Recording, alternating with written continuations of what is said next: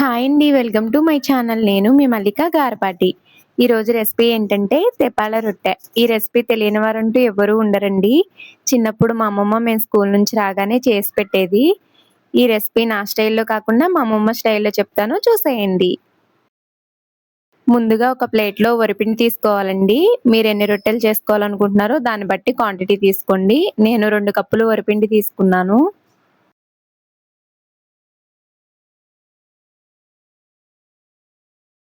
ఇప్పుడు ఈ పిండిలో సన్నగా తరిగిన ఆనియన్స్, సన్నగా తరిగిన పచ్చిమిర్చి కూడా వేసుకోవాలి.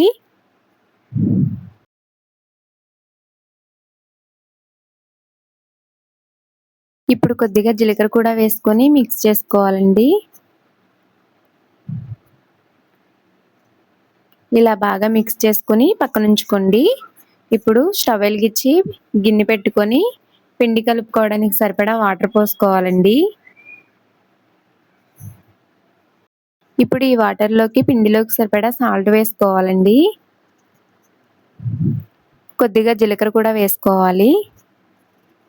ఇప్పుడు ముందుగా ఒక గిన్నెలో కొద్దిగా పెసరపప్పు నానబెట్టి ఉంచుకొని, ఆ పెసరపప్పు కూడా ఈ వాటర్‌లో వేసుకోవాలండి.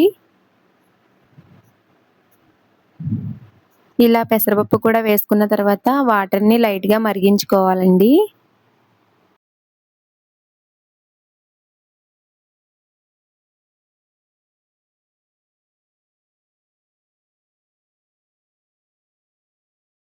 ఇలా మరిగిన తర్వాత ముందుగా కలిపి ఉంచుకున్న పిండిలో కొంచెం కొంచెం పోసుకుంటూ కలుపుకోవాలండి. పిండి పలసనవ్వకుండా కొంచెం కొంచెం పోసుకుంటూ కలుపుకోవాలండి.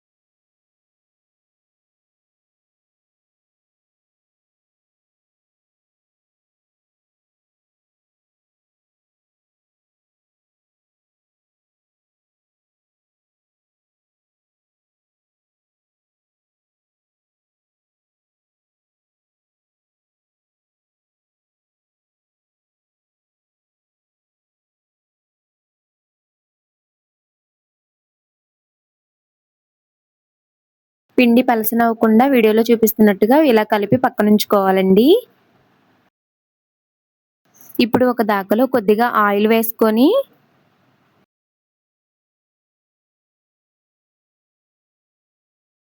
ఇప్పుడు ముందుగా కలిపి ఉంచుకున్న పిండి వేసుకొని వీడియోలో చూపిస్తున్నట్టుగా హ్యాండ్‌తో అలా రొట్టెలాగా ఒత్తుకోవాలండి.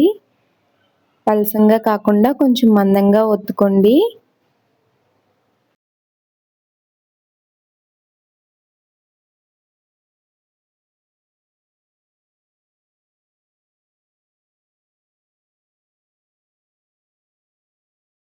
ఇలా ఒత్తుకున్న తర్వాత వీడియోలో చూపిస్తున్నట్టుగా చిన్న చిన్న హోల్స్ లాగా పెట్టుకోండి. ఇలా హోల్స్ పెట్టుకోవడం వల్ల ఆయిల్ వెళ్ళి రొట్టె బాగా కాలుతుందండి. ఇప్పుడు స్టవ్ వెలిగించి స్టవ్ మీద పెట్టుకొని మూత పెట్టుకొని లో ఫ్లేమ్‌లో 10 మినిట్స్ అలా ఉంచుకోవాలండి. 10 మినిట్స్ తర్వాత కాలిందో లేదో చూసుకొని నిదానంగా తీసుకోవాలండి. ఇది వన్ సైడ్ కాలితే సరిపోతుంది. వీడియోలో చూపిస్తున్నట్టుగా నిదానంగా తీసుకొని సర్వింగ్ బౌల్లోకి సర్వ్ చేసుకోవడమేనండి. ఈ రెసిపీ మీరు కూడా ట్రై చేసి మీ మధురమైన చిన్ననాటి జ్ఞాపకాన్ని గుర్తు చేసుకోండి. Thank you for watching. Please subscribe my channel.